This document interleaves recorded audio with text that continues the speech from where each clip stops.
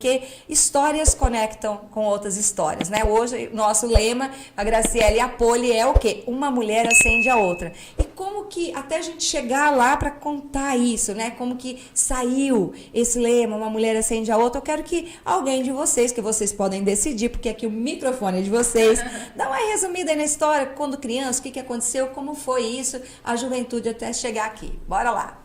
Falando que com 6 anos vendia já guardanapos, eu me lembrei que eu gostava muito de colecionar aqueles brinquedinhos de Kinder Ovo, né?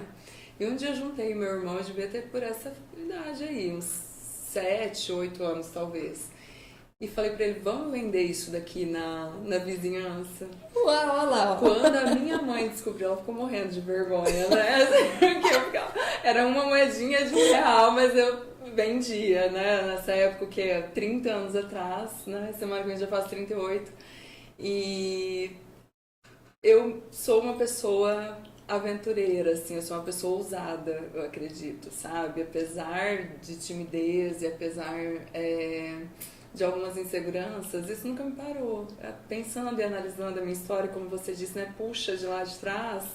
É legal, sobre não é? isso, é sobre isso, assim, eu não encontro muita barreira e pelo contrário, eu sonho muito, então se eu quero realizar e se eu não tenho nas minhas mãos, eu vou encontrar uma forma de fazer acontecer, sempre foi assim comigo, né, eu trabalhei... Para você já sonhava lá quando você era criança em ser uma psicóloga ou você nem imaginava, você já eu ficava tinha? imaginando que eu teria uma clínica que eu traria bem-estar para as pessoas. E no meio do caminho, né, enquanto eu imaginava, e sabe como que eu imaginava lavando louça, né? A gente fica lavando louça, a cabeça fica tão, né? Minha mãe botava pra lavar louça, ficava imaginando as coisas. Eu imaginava isso, que uma clínica bem zen, em que eu pudesse trazer bem-estar para as pessoas, né? E quando eu voltei para Cianorte, eu voltei muito sozinha, fazendo o meu trabalho sozinha. E eu senti essa necessidade de aprender com outras mulheres, de me fortalecer com outras pessoas, né? E ninguém melhor do que mulher para mulher, só a gente sabe, não é? Assim, não desmerecendo ninguém, mas a mulher é um ser diferenciado, né? Com certeza, super apoio. Não é? Toda a oscilação hormonal que a gente tem, toda a parte da maternidade que acaba ficando um pouquinho mais para nós e a gente enfrenta, né? E a gente não é detentora de todo o conhecimento, então eu sei um pouco da minha parte, você sabe da sua, e quando a gente faz essas trocas, às vezes a nossa chama tá lá apagadinha, assim, é o suficiente uma troca para que a gente volte a acender, né? E ao mesmo tempo, às vezes a nossa pode estar cheia também, então é o momento da gente acender outras mulheres, enfim, né? E nesse sentido eu ficava muito pensando, assim, a gente podia se reunir mais.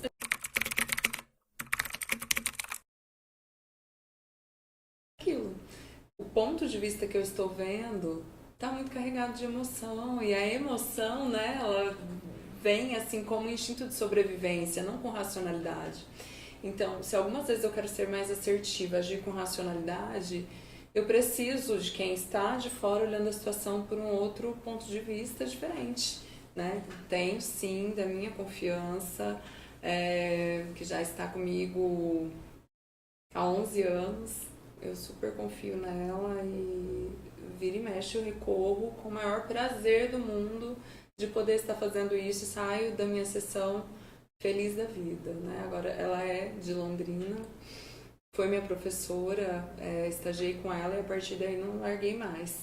E agora com essa possibilidade do online não tem o que me impede, né? Então a gente faz... Sim, eu acho que daí você também abre a mente assim, né? Poxa, eu faço, porque tem aquela pegada assim que quando eu não consigo pagar por aquilo, como que eu quero vender, por exemplo? Que não deixa de ser uma venda, né? Tudo nós estamos falando aqui, não é? Maravilhoso, pago com o maior prazer, assim, olha.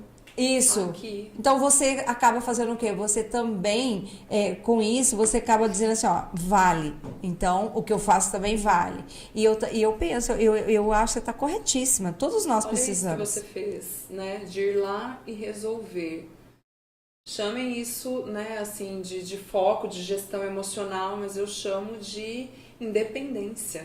Sabe o que é você ir fazer o que você tem que fazer e não ficar refém de uma emoção, de um julgamento? Sim. É independência. Que preço tem a independência de alguém, não tem. Então, nós termos autoconhecimento, a gente conseguir ter ações mais assertivas, gente, é liberdade, independência. Não tem preço, só digo isso. E cresce financeiramente.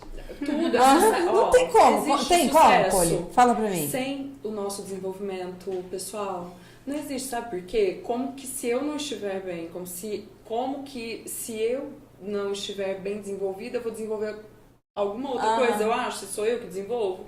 Nada, né? Não tem como. As outras áreas da minha vida vai acompanhar o meu desenvolvimento pessoal. Então, se eu quero melhorar meu relacionamento, meu trabalho, a minha prosperidade, meu financeiro, eu tenho que melhorar enquanto pessoa. É por aí o caminho.